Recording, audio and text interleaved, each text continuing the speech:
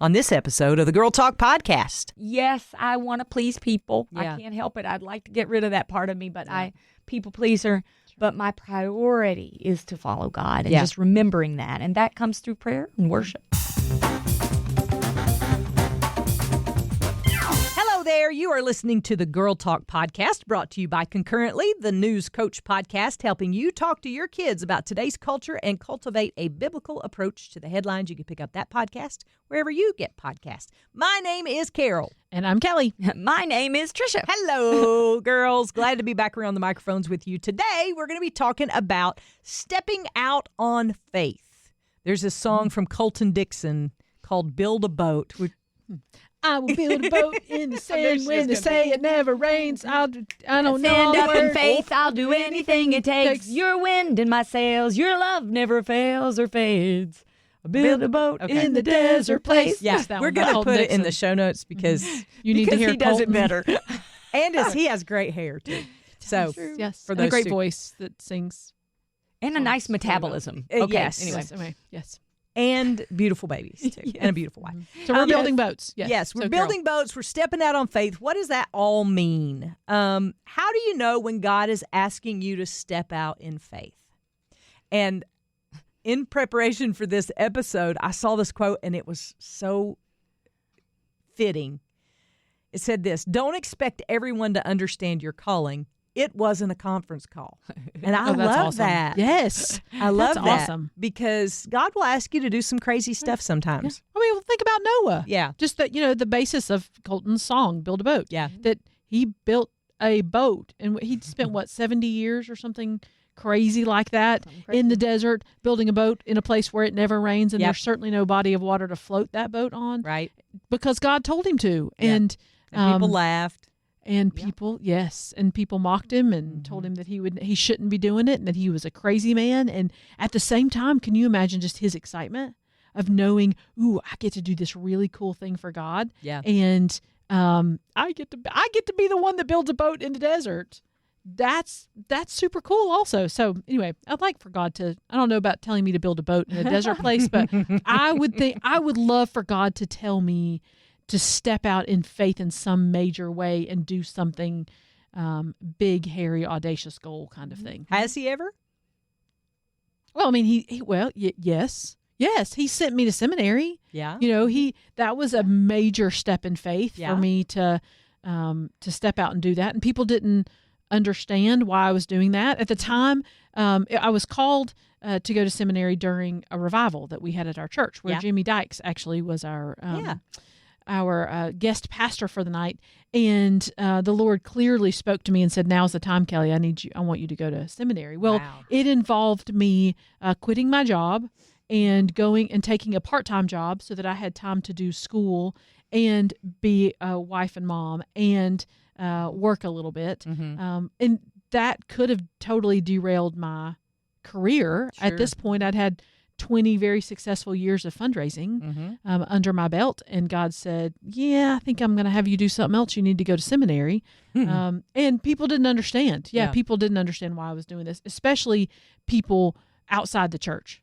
People that I was friends with at work, especially. They were like, "What in the world are you doing? This sounds crazy." But in hindsight, it didn't feel crazy at all. Yeah. It feels exactly like what God wanted me to do. And it didn't even feel like a sacrifice. It felt like something really fun to get to do for him. Yeah.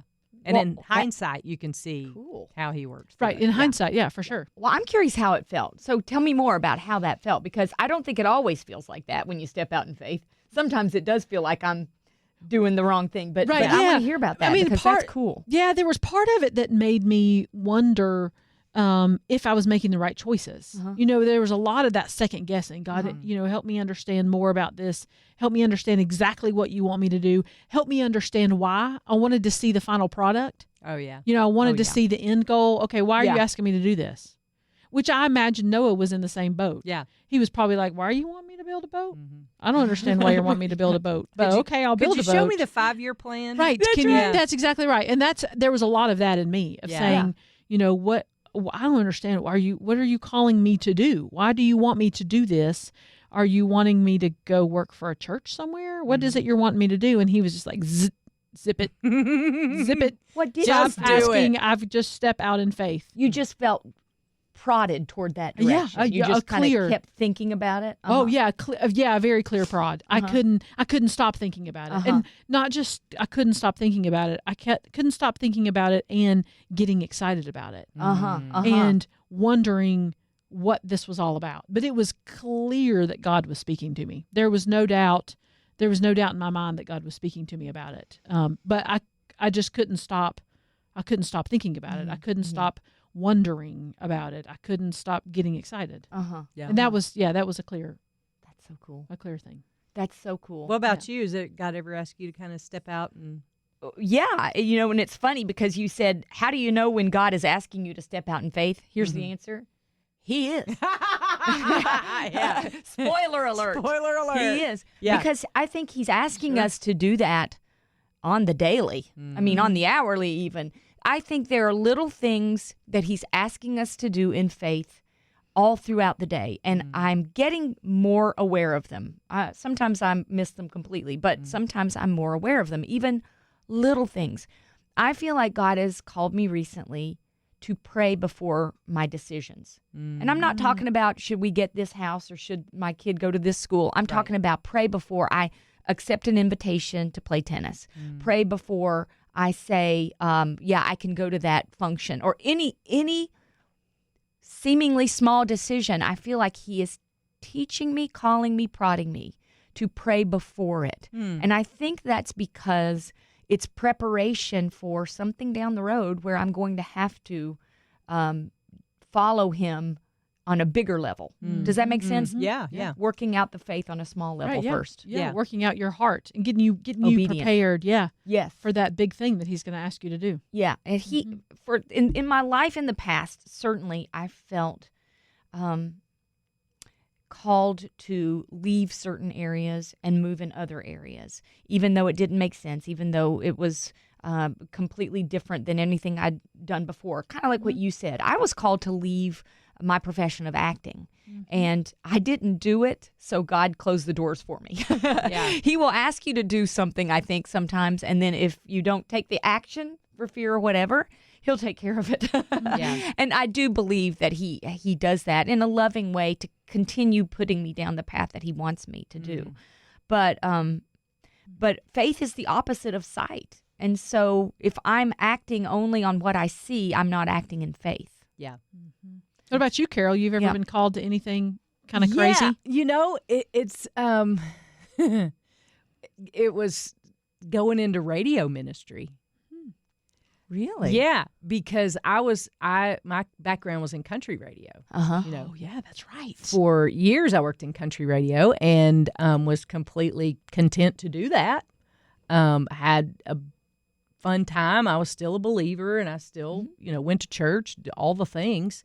But I felt a very clear, I had listened to the Light FM for, my whole life. I went to college in this area, so I'd listened while I was in college. When I was growing up, I lived in the area, so I periodically listened to the station. So I remember driving one day, and I was listening, and I was like, they don't have any women on the air. There's no woman there. And God said, send an email. And I was like, well, okay, but whatever. So I sat down and I typed out an email to Jim Kirkland and I said, hey, I've been a long-time listener to the station, never really gotten in touch, but if you ever, need a female voice, I would be interested to talk to you. And that was a couple of days and I finally heard back from him and he was like, do you have an audition tape? And I was like, yeah, I have an audition tape, but I was thinking more like it would be a part-time thing that I would do on the weekends or maybe record it or something. I didn't think full-time ministry. And so I sent him a tape, and he was in California or something at a conference, and he calls me and says, I'd like to get together if we could. And I was thinking, okay. I was living in Boone at the time. And so I drove down the mountain from Boone and had a conversation with Jim, and he was like, well, could you work for our AM station? I was like, absolutely, I could. So I started doing that. One day a week, I would come down and record a week's worth of shows in one day. And then I would go back to Boone. And I was working 7 part-time jobs at the time. Yes, 7. I don't know how I showed up at the right place at the right time. No. But anyway, that's another story. But and so I thought that I've done what I was supposed to do. This is it. And I even talked to Jim about it. I was like, do you have anything full time? He's like, no. He goes, everybody comes here and they like die here. That nobody leaves.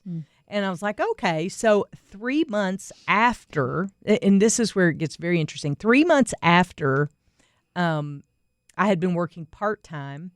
I get another call from Jim, and he said, our production director has just left.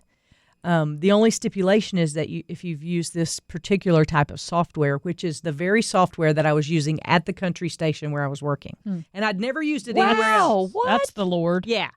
He goes, do you have any experience with using this software? And I was like, as a matter of fact, I do. So anyway, that's my little story. cool. I just thought I had checked the box, and it was going to be like a little part-time thing that I was able to do, and it turned into much more. 20 plus And then- years. Then we're working on year 21, so. the I rest will is say history. this based on what you said, and I think this is accurate. You tell me if you agree with this. Faith is tied to hearing from God. Yeah. Don't you think? I mean, Yeah. faith is a choice that we make. Yeah. And we don't have to see it. We don't have to sense it. We make that choice. And I think God speaks to us to make the right choice. So it's easier to make a choice of faith when you feel like you're seeking to hear from God, Yeah. right? Yeah. Because you send an email Yeah. and you felt prodded to do what you did. And Yeah. I know I was sensing God's direction. And I think when we're seeking to hear from him, it helps us take those steps of faith. Yeah, and those steps aren't easy. I don't want to say that they are, because they're not, because there's typically in the big decisions that I've made in life, there's typically someone very close to me who says, I don't think you ought to do that. Sure. I don't think that's a smart move for you right now, or that's crazy, or you shouldn't go to seminary. You've got a good job. Why would you do that? You're just kind of coming up in the ranks of country radio, or your acting career is just starting out. Why would you do something like that? There's always going to be people who do not get what God is calling you to do. How would you say you need to deal with those kinds of people? I think it 100% depends on who that person is that's coming to you.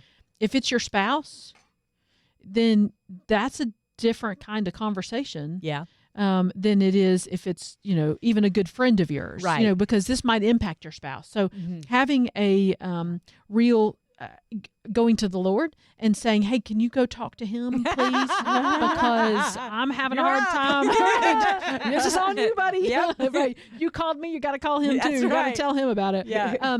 But maybe it's your pastor that says, hey, I'm not sure this is the right thing for you right now. That's something to dig into Right. really deeply and say, hey, why do you feel this way as a spiritual leader? However, if it's a random person on the street, Right. not everybody is going to support your decisions, especially if they get scared for you. Yeah. Well, and I Yeah, will say, that's if true. they don't gain something from the experience as well. Maybe, yeah. If it's friends and you're going to have to move out of the area and you're not going to be Yeah. down the street from them anymore, obviously they're not going to want you to do that. They're everybody has their own reasons, but I think it's important that you ask yourself those questions of, what's really behind this? Like you said, if it's a spiritual advisor that you're going to and they have some reservations, I think it's totally, because I believe in wise counsel, and I believe there are people who have stepped into my life at just the right time to give me wise counsel about things. So don't just automatically negate it because they have some concern. But I think you're right. You do have to dig into that and kind of find out what that's about, right? Yeah. Yeah. And like you said, if it's a friend who's going to be hurt by the decision that you're making, you've got to realize what filter they're coming to the decision with. Yeah. That's true, because we all have a filter. Right. That We is do, yeah. true. And not everybody's going to understand it. They're not. Right. There They're are going to not. be some people that Right. don't. And like you said earlier, wasn't a conference call. Yeah. We right. didn't have That's- all kinds of people having conversations Right. about this call on my life. It's, between me and God and maybe my spouse. Yeah. I had the opportunity recently to step out in faith and turn down some things that have really been major focuses in my life. And I feel like God was saying that I was putting too much focus in this particular area. And so having that sense, I felt that my step of faith was to pull out of these two areas. And in doing that, I had already signed up to be on these things. I had to express that I was pulling out of these responsibilities and talking to non-believers for the most part about this. And it really was an opportunity for me to share my faith because I had to say, well, here's why I'm doing it. And the real reason behind it is I feel like God is calling me out of this situation. And, to look at somebody and say that to them, they kind of get a blank look on their face. And, but I would try to say, well, it's because I'm trying to pray about it. And I feel like God is asking me to go in this direction for a variety of different reasons. And it's kind of like a testimony in a sense, because I'm saying, here's what I'm doing, and I'm doing it to honor God. Yeah. And so it's an opportunity to share your faith when you have to say love that to that. somebody who doesn't get it. Absolutely. That's such a good reminder, Tricia. Yeah. Yeah. So how do you step forward and follow God without worrying about what others think? Prayer. I mean, that sounds like the pat answer, but if God's really placing a call on your life and he's really asking you to step out in faith, and if you're having doubts about it or you're worrying about what other people are thinking about it, run to him with it and say, help me really get courageous. Give me discernment. Is this really what you're saying? Give me wisdom. Ask him for wisdom as you step through all the pieces of it, as you advocate for yourself and as you defend what God's doing in your life. But run to God and ask and talk to him about it and ask him to embolden you with it. Good advice. Anything you'd add to it? I think that's right on the money, and just really realizing the priority is that I'm wanting to follow God. Yes, I want to please people. I can't help it. I'd like to get rid of that part of me, but people pleaser. Sure. But my priority is to follow God, and just remembering that. And that comes through prayer and worship. And having people join you in pray, I would say that. How your community, whoever now there goes some people are not going to pray prayers that are, in support of what you're doing. But in those times, I feel like God just gives you even more drive to go after those things, which he's calling you to do. But if you can, have your prayer group join you in prayer, just pray that God would make this clear to me. He'll show up. He will, and make it abundantly clear. I didn't expect anything out of that email I sent. I was like, they ain't going to, cool. That'll probably go to junk mail first thing, So 21 years later. 21 years later, here we are. Yep. But just follow God in faith. He will show you the next step. He might not show you the 5-year plan, but probably won't. He might not even show you the 6-month plan. That's the truth. Or the 5-minute plan. Right. Just do whatever he's calling you to do right now. We'd love to pray for you. If you've got some big dream that you'd like to share with us, you are always welcome to get in touch. girltalk@thelightfm.org. We love it when you email us. We love praying for you. We love getting to hear from you. And we love hearing your thoughts and your dreams and what you feel like God's calling you to do, because we believe he has a call for your life and he's going to do great things through you. We wholeheartedly believe that. So get in touch. However you get in touch, through the Girlfriends page on Facebook, through the public Girl Talk Facebook page, or through email. We would love to hear from you. We're excited. Coming up April the 8th, the Carry Your Cross 5K. We're going to have a Girl Talk team. It's at Pole Creek Church. If you'd like to sign up, you can text the word RUN right now, this very second, to 800-293-1069. We'll hit you back with all the details about how to sign up, how to get your Girl Talk shirt and run with us that day, walk with us, shuffle with us, crawl with us. This run, just in case you don't know, is in Candler, North Carolina, which is right outside Asheville. So those of you who are not in this area, make plans now to join us and find a place to stay, or get up really early and come join us, because we'd love to have you on site with us. Yeah, we'll be there with all of our team, and we'll be right alongside you, sweating it out. So come be with us April the 8th. Text RUN to 800-293-1069. We want to say thank you to our sponsor, Concurrently, the News Coach podcast, helping you to talk to your kids about today's culture and cultivate a biblical approach to the headlines. Thank you guys for your sponsorship. You can pick up that podcast wherever you get podcasts. And you know what? We'll see you here next time we gather around these microphones for the next Girl Talk podcast.